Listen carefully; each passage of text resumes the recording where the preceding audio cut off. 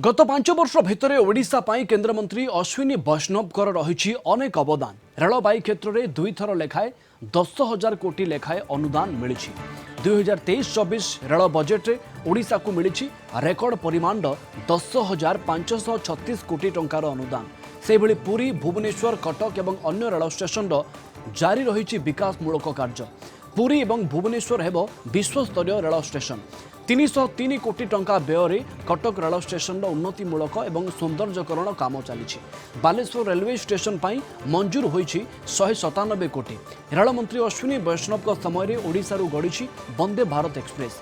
पुरी, हावड़ा एवं भुवनेश्वर, राउरकेला वंदे भारत एक्सप्रेस चलाचल करुछि। से भली टेली जोगाजोग क्षेत्र में भी अनेक कार्यक्रम ओडिशा रे हाथ को निया जायछि। प्रतिष्ठा करा जायछि 7,000 रु अधिक मोबाइल टावर। बजट रे रिकॉर्ड एलोकेशन रखिछंती ओडिशा पई 2023-24 फाइनेंशियल ईयर रे ओडिशा पई टोटल आउटले रखाइछि 10,012 करोड़ 10,012 करोड़ माने 10012 10,012 करोड़ माने 10,000 करोड़ रु अधिक एथर एलोकेशन रखाई।